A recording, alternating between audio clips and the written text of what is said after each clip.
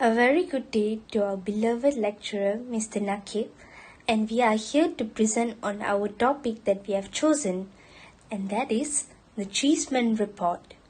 Before we start, let me introduce to you my team members, Kirtina, Camelia, Henny, Shalini, Sharon, and myself, Yamitra, and I would like to thank them that they have done a great job in this assignment.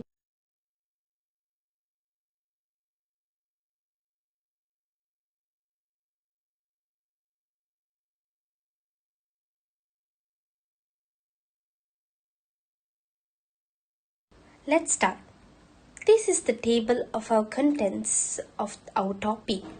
It is consisted with questions like who was responsible with the plan, what was the Cheeseman's plan, the significance of the education and how did the plan affect the development of the education. So let's look and learn about the Cheeseman's plan.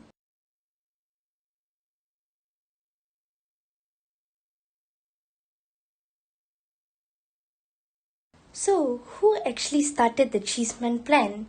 Harold Ambrose Robinson Cheeseman was the founder of the Scouting movement in the Malaysian state of Penang at the Penang Free School on 27 March 1915 and in the state of Johor at the English College Johor Bahru in 1928.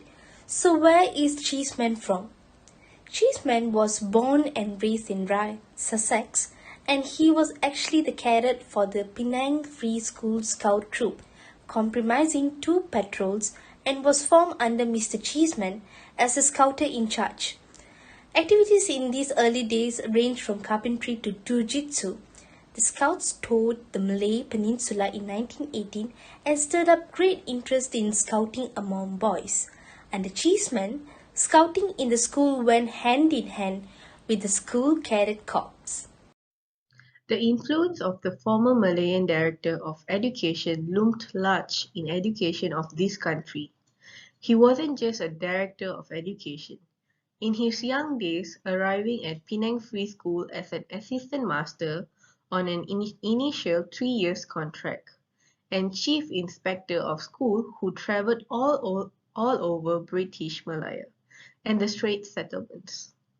He also started the Penang Free School magazine in 1909, a publication which set trend for other schools in Straits Settlements and British Malaya to follow. After the surrender of Japan in September 1945, Cheeseman resumed his work in education department and soon afterwards he was elevated to the post of Director of Education of the Malayan Union and later the Federation of Malaya. He was made a companion of the Order of Saint Michael and Saint George (CMG) in the King's New Year Honour List of 1947. He retired in December 1948 and settled down in Kent, England. Cheeseman died in the town of Wrexham in November 1961, aged 71. What was the Cheeseman plan? In 1946, during his tenure as the Deputy Director of Education for Straits Settlements, he prepared the Cheeseman Report with the goal of restructuring the curriculum for the vernacular schools. The plan recommended that English language was introduced as the compulsory subject for all vernacular schools. The Cheeseman Plan recommended that the provision of free basic education in all media of instruction for all. Primary and secondary vernacular education are permitted to use English, Malay, Mandarin, and Tamil as the respective medium of instruction. English language was introduced as the compulsory subject for all vernacular schools. Only two types of secondary school are established, which is middle school and high school. Vocational education introduced as stated in the 1938 Educational Report. The plan was later strongly opposed by Malay nationalists and they refused to accept equal status for all four languages stream of primary education and also the lack of national integration policy, and the plan was abandoned in 1949. Greetings to Sir. My name is Shalini. The Cheeseman plan is the topic we choose from the various choices. Now I will explain the significance of Cheeseman plan in education. The policy's short-term goal was to restore schools to their previous state as rapidly as possible and to provide for universal education in the country. English, Malay, Mandarin and Tamil are all acceptable mediums of teaching in primary and secondary vernacular education. The Cheeseman plan's long-term goal was to rebuild the educational system in order to ensure that every member of the community received the best possible education. The English language was made a required subject in all vernacular schools. The new constitution restored the Malays' preferred position as well as removing the Malays' most passionate complaints to the Malayan Union, namely that it placed Malays and immigrants on an equal footing. As stated in the 1938 Educational Report, vocational education was implemented.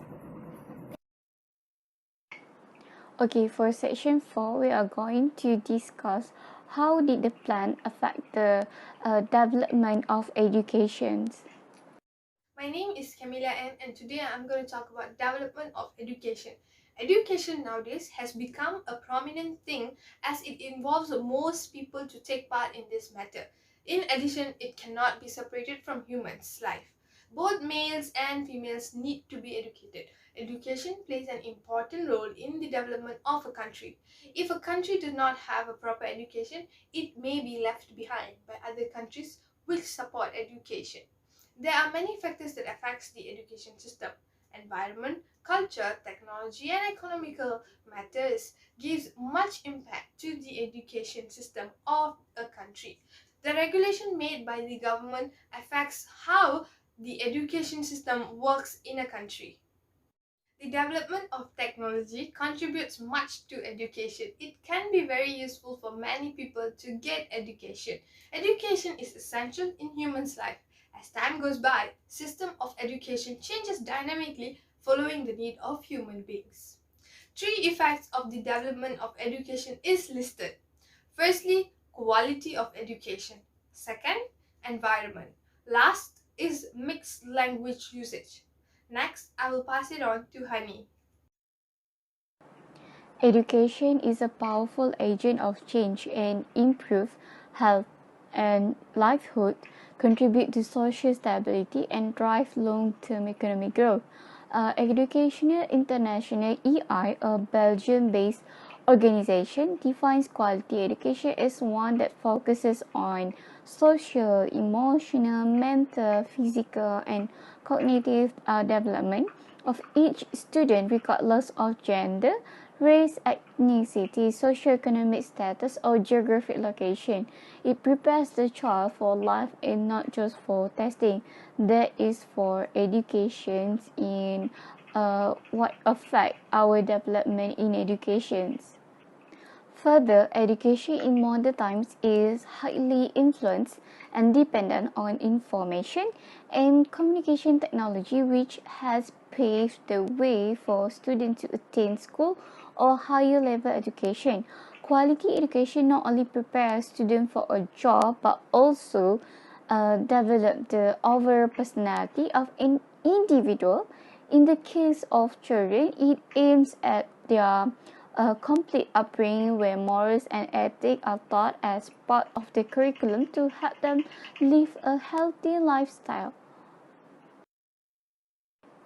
Environmental education imparts knowledge about the current situation and future prospect of nature.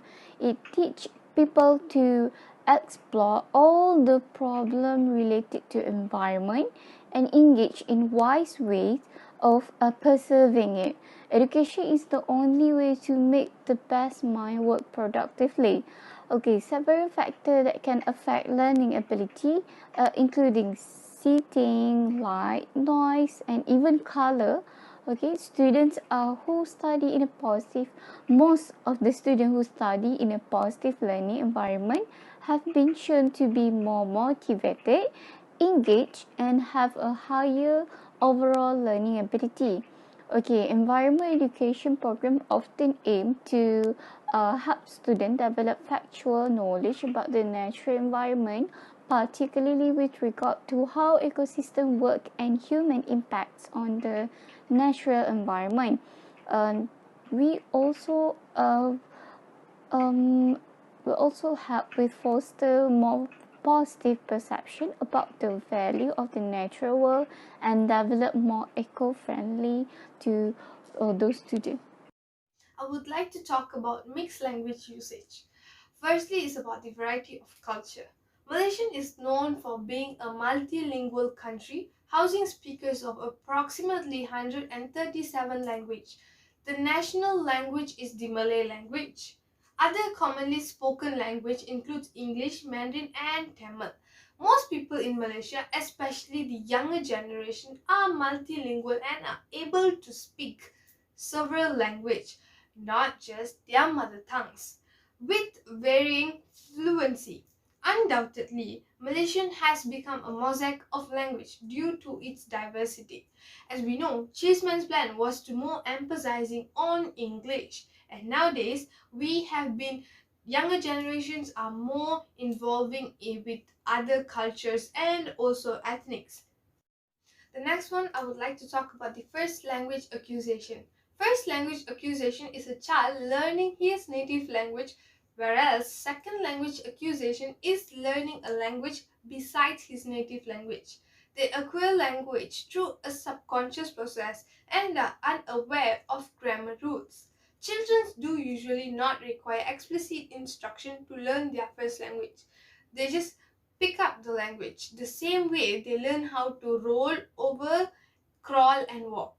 Last but not least, with the variety of language usage besides English emphasizing, our country has contributed enormously to the great transformation of our society, such as politically, religiously, socially, and economically. Thank you for listening.